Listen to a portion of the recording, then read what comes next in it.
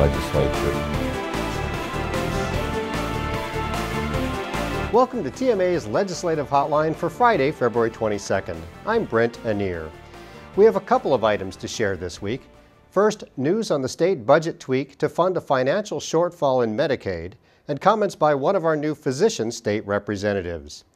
Up first, a key step toward funding Medicaid for the balance of this fiscal year. The Texas House unanimously passed House Bill 10, the Emergency Supplemental Appropriations Bill. Here to explain all of this are Steve Levine and Pam Udall. So Steve, what is this Emergency Supplemental Appropriations Bill anyway? Well, it's all because of the Texas Constitution. Well, what's that have to do with an Emergency Supplemental Appropriations Bill? I don't understand the correlation. Well, the Constitution says that the Texas legislature meets only every other year. The Constitution also says that Texas has to have a balanced budget. So I'm still not understanding the correlation here. All right, look at it this way. When the legislature meets and has to write a budget, because they're only here for once every other year, they've got to write a 2-year budget, and they've got to look ahead to what the state's needs are going to be.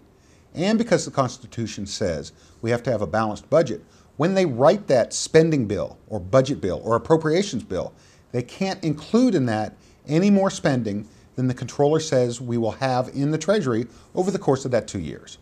Steve, I don't think we're getting any closer to answering my question, which is, what is an Emergency Supplemental Appropriations Bill? All right, Pam, look at it this way. As I said, the legislature has to look 2 years out as they write a budget. And obviously, over the course of that 2 years, there's going to be some unforeseen circumstances, some unforeseen expenses that are going to come up. For example, say the state prisons have more inmates than they had originally anticipated. And so every legislative session, early in the session, the House and Senate have to go back and take a look at the budget that they wrote 2 years ago, find those holes, and patch them or rewrite the budget in a way that takes care of those needs. So they're essentially supplementing the original appropriations bill. Okay, Steve, now I better understand the supplemental, what that means. But what does the emergency part mean? Well, it's kind of complicated this time around, but we've got some images that might help. Brent, cue the charts and graphs. Ooh, I like charts and graphs. Back in 2011, when the Texas legislature was writing the state budget that covered the period from September 2011 through August 2013, the state was in some pretty significant fiscal straits. The state treasury did not have as much money as it had had the previous 2 years, all because of the recession, which of course affected states all around the country. So the legislature is trying to balance and make things do as it writes that appropriations bill. So lawmakers intentionally, back in 2011, did not include in their budget bill, in their appropriations bill, enough money to pay the expenses of the Medicaid program for the last 6 months of this current fiscal year, basically from March 1 through the end of August. And of course, we're almost to March 1, so that's why it's an emergency. If the legislature doesn't take action, if they don't pass this emergency supplemental appropriations bill, there won't be enough money to pay doctors for caring for Medicaid patients. There won't be enough money to pay hospitals. There won't be enough money to take care of all of the important programs and services that Medicaid provides. So what House Bill 10 did, now that our economy has picked back up and we have more money in the state treasury than what we forecast back in 2011, the legislature is going to go in and undo the intentional unfunding that they did 2 years ago and appropriate enough funds to run the Medicaid program through the end of the fiscal year, through August 31st. And that's the Emergency Supplemental Appropriations Bill. Well, thanks, Steve. Now that the House has passed the bill, the next steps are for the bill to go to the Senate Finance Committee, then on to the Senate, and then on to the governor's desk. All this must happen before March 1st. Otherwise, Medicaid will run out of money, so the clock is ticking. Thank you, Steve and Pam. As you may know, several members of the TMA family of medicine were elected to state office and now are representing you over at the Capitol.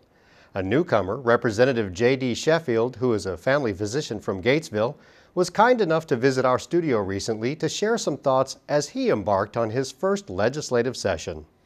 Doctors typically have not gotten involved because we feel our first duty, rightly so, is to our patients back home.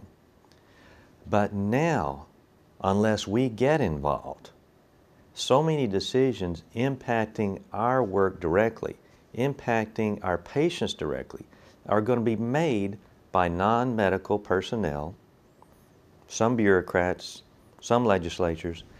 They may have the best intentions, but they just don't know the inside workings of medicine that can make such obvious changes over such little things and make big differences. We in medicine know where the problems are. We have a very good idea of the solutions we need. We just need to get other people to listen to us, to understand us, and help us get those solutions in place. And then we'll have our healthcare system headed in a better direction. Again, it's going to be incremental, small incremental changes. But we need to get this ship of healthcare turned around. Again, Representative JD Sheffield. We thank him for visiting with us, and we hope to hear more from him this session. That's all of our time for this week. If you haven't done so already, please circle Tuesday, March 5th on your calendar. That's when we would like you to come to Austin for the next TMA First Tuesdays at the Capitol. We hope to see you here.